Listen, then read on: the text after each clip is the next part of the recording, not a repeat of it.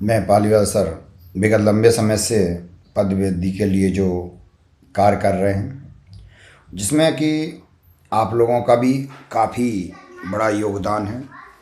और अभी भी हम आपसे यह कहें कि हमें हारना नहीं है, बिल्कुल हारना नहीं है, तैयार रहना है।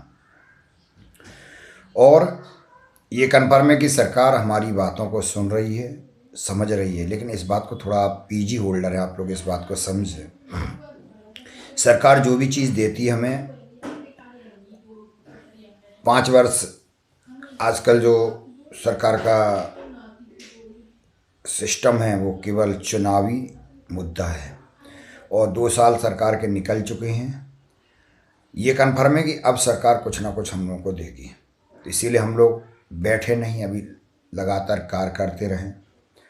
और जो कि पिछले बार भी हम लोग रीवा के लिए जो भाई हमारे गए थे, बहनें भी गई थी, जो अपनी बात को रखा। अब हम चाहते कि हम अपनी बात को, जो भी हम लोगों ने बात रखी थी, तो उस समय हमारे डिप्टी सीएम शुक्ला जी ने ये बोला था कि हम आपकी बात शिक्षा मंत्री से करेंगे। तो अब आज जो 23 तारीख हम लोगों ने, जो आप लोगों ने डिसाइड की है, तो इस 23 तारीख को बढ़ चढ़ के आप लोग हिस्सा लें। और रीवा के लिए ध्यान रखने इस बात को, रीवा के लिए बढ़ चढ़ के आप लोगों को हिस्सा लेना है। और ऐसा नहीं कि वो जा रहे हैं, ये जा रहे हैं, इनसे हो जाएगा, उनसे हो जाएगा। आज पदवृद्धि में बार बार जो रोड़ा उत्पन्न हो रहा है, जो अवरोध उत्पन्न हो रहा है, वो हम लोगों के कारण ही हो रहा है। क्योंकि हम लोग ये सोचते हैं कि ना अगला चला जाएगा, ये नहीं चाहेगा। भाई हम आपसे ये कह रहे हैं कि मानव हैं, तो मानव जीवन अगर आपने लिया है, मानवता का परिचय दें। आप इस बात को समझें कि अगर आप साथ देंगे तो आपके साथ से दूसरे का भी साथ होगा, उसका भी भला होगा, आपका भी भला होगा। लेकिन अगर आप साथ नहीं देंगे तो आपका भला भी नहीं होगा, दूसरे का भी भला नहीं होगा। इसीलिए जितने भी आसपास के इलाके हैं, एक तो रीवा है, सीधी, शहडोल, सतना, मैयर, भोपाल, ये जितने आसपास के क्षेत्र के हैं, उन्हें तो और ज़्यादा बढ़ चढ़ के हिस्सा लेना चाहिए, क्योंकि रीवा उनके इर्द गिर्द पास में है। और बाकी ये चंबल संभाग से भी काफ़ी लोग आ रहे हैं, है ना, चंबल से भी काफ़ी आ रहे हैं। और भिंड मुरैना है, या आसपास आपके शिवपुरी, गुना, अशोकनगर, इस यहाँ से भी लोग आ रहे हैं। तो हम चाहते कि आप लोग अधिक से अधिक संख्या में 23 तारीख को रीवा पहुँचें। संडे और जगह हमने बता ही दिया था, रीवा में हम लोग उप मुख्यमंत्री निवास, शुक्ला जी के निवास पर पहुंचेंगे। और वहां पर उनसे सीधा हमें आर पार की बात करनी है।